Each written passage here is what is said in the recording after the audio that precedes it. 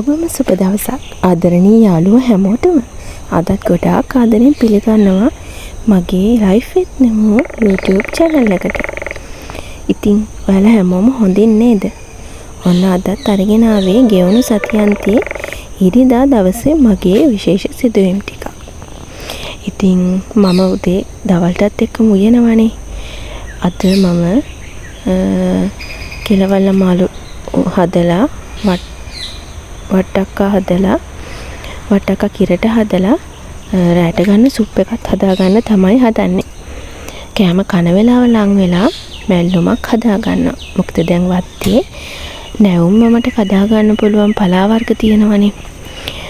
ඉතින් මම දැන් වට්ටක්කා ටික මිරිසට තියාගන්න තමයි හදන්නේ.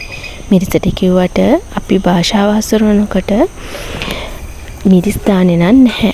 අමුතුන පහ කහක් අම්මිරිස් දාලා වතුර ටිකක් දාලා ලිපේ තියා ගන්නවා. ඉතින් ඒක තැම්බුනහම තමයි මම කිරි ටික දාගන්නේ. අපේ ගෙදර මමයි හස්බන්ඩ්යි පුරුදු වෙලා තියෙන්නේ ගොඩාක් උකුවට මිටි කිරි දාන්නේ නැතුව කෑම හදන්න. ඉතින් රසට කන්න ඕන කියලා හිතුනහම හදා ගන්නවා. ඒත් දැන් ඒ විදිහට පුරුදු වෙලා. ඉතින් මගේ මාළු කරි එකත් හැදෙන ගමන් තමයි තියෙන්නේ. පුතාලා දෙන්නට අද උදේට කන්න කෙලොස් එකේ මේ සීරියල් එක ගෙනාවා. ඉඳ හිට මේ වගේ දේවලුත් දෙනවා. ඉතින් එයාලා සුපර් මාකට් එකට ගිහපුවාම දැක්කම ආසයිනේ. එයාලා දෙන්නට කෑම එක කන්න දීලා මම ආපහු ආවා මගේ උයන වැඩවලට. ඉරිද කියන්නේ ටිකක් විවේකයෙන් ඉන්න පුළුවන් දවසක්නේ. ඉතින් මේ දවසේ උදේත් ඇහැරුනේ 7ත් පහු වෙලා. මොකද කලින් දවසේ අපි ගෙදර එනකොට ගොඩක් රැ වුණානේ.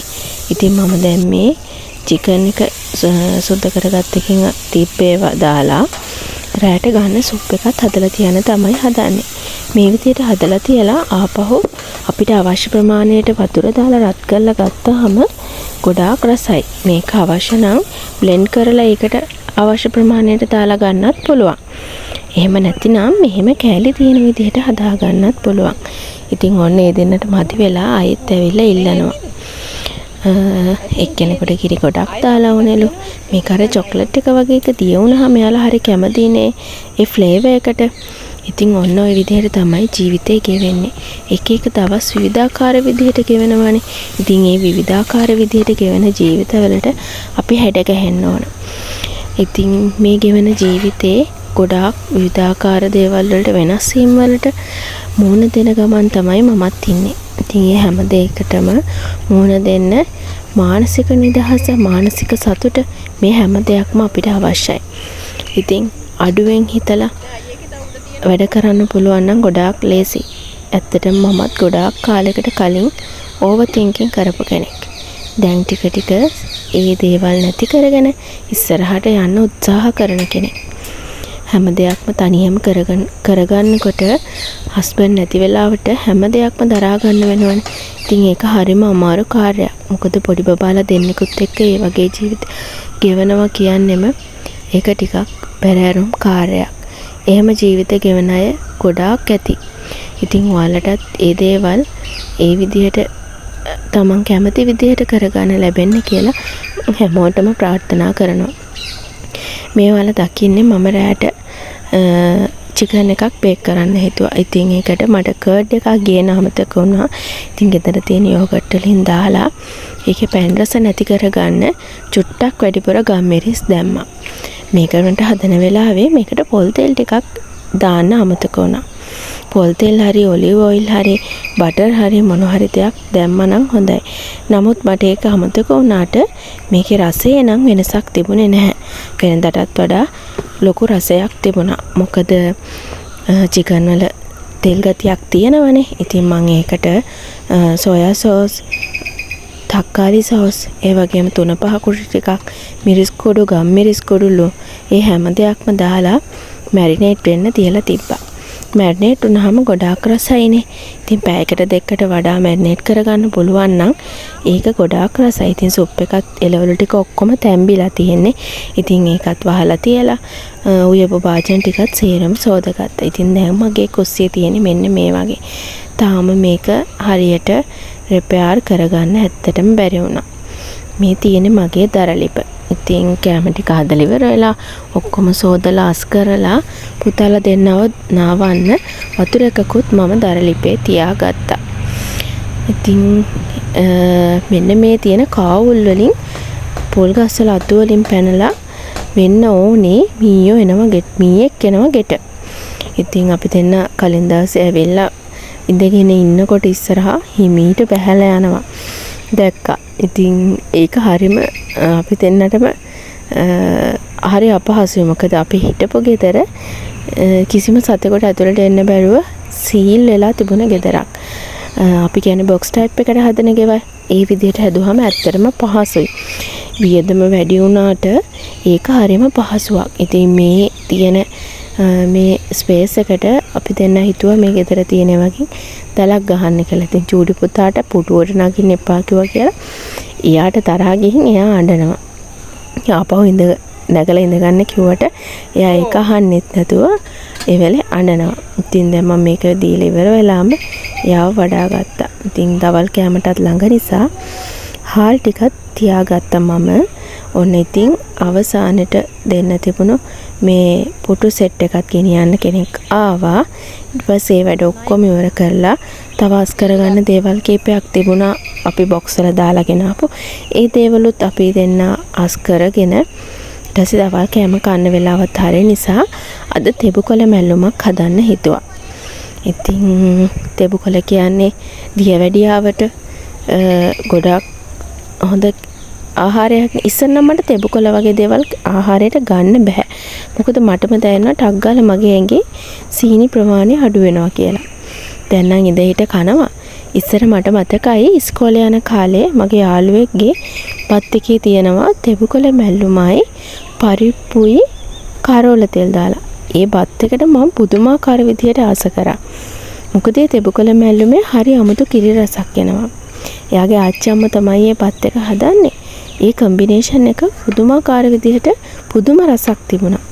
ඉතින් මම අදටත් කැමති තෙබුකොළ සම්බෝලයට වඩා තෙබුකොළ මැල්ලුම කන්න. ඉතින් ගොඩාක් කාලෙකින් මම තෙබුකොළ මැල්ලුමක් හැදුවාද. ඉතින් මම ටික ටික කන්න ගත්තා. මොකද එකපාරට ගොඩක් කන්න බය නිසා. හැබැයි දැන් කිසිම ගැටලුවක් නැතුව මට මේ තෙබුකොළ මැල්ලුම ආහාරයට ගන්න පුළුවන්.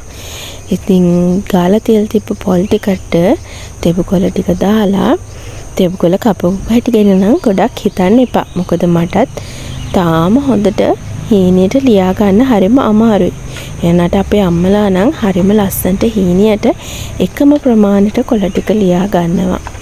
ඉතින් මම කරන්නේ ඒ නිසා. එතකොට කියනවනේ මේ වගේ තියෙන ගුණත් හානි වෙනවා කියලා. එකම විදිහකට ලියා ගන්න නැති වෙනකොට. ඉතින් මම ඒ නිසා වළඳ රත් වෙනකොට ලිප් ඔෆ් කරලා ඒක ලිපෙන් බාගෙන කලවම් කරගන්නවා. ඉතින් අස් කරපු බොක්ස් වල තිබුණ දේවල් ඒ හැම දෙයක්ම අයින් කරලා ඒ ටික ගිනි තියන්නත් දැම්මා. ඔන්න දැක්කනේ මම ලිප් ඔෆ් කරා. ලිප් ඔෆ් කරලා දැන් වළඳ රත් වෙලා තියෙන ඒ රත් වෙන වළඳෙන් ඒක එහෙම මැලවෙන්න තියෙනවා. ඉතින් ඔන්න දවල් කෑම එක ගන්න තමයි අපි මේ හදන්නේ. මමත් වොෂ් එකක් දාගෙන ආවා. හස්බන්ඩ්ත් වොෂ් එකක් දාගත්තා. බබාලා දෙන්නට කලින්ම බෙදලා කන්න දුන්නා වොෂ් දාලා. ඉතින් අද දවල්ට තියෙන්නේ බතුයි තෙබුකොළ මැල්ලුමකුයි. ඊට පස්සේ මම කිරට හදාගත්ත වට්ටක්කයි මේ වල දකින්නේ මටයි හස්බන්ඩ්ටයි කෑම දෙක බෙදනවා. ඉතින් ඔන්න කිරට හදාගත්ත වට්ටක්කයක එක පොඩ්ඩක් ලිපේ රස්නියට හිඳිලා වගේ ගිහිල්ලා. ඉතින් බලමාලු තියෙනවා. ඒ වගේම පපඩම් තියෙනවා. හස්බන්ඩ් පපඩම් ටිකකුත් බැද්දා. ඊට පස්සේ අපි හවස් වෙලා පොඩ්ඩක් එළියට යන තීරණය කරා. මොකද K+ එකේ ලොකුම ප්‍රදර්ශනයේ මේ දවස්වල මෙහෙන තියෙන්නේ. මගේ යාළුවෙකුට පොඩි උදව්වක් කරන්න තිබුණා. ඉතින් ඒකටත් ගිහිල්ලා මේ දෙන්නට බඩගිනි කියලා කන්න ඕන වුණා.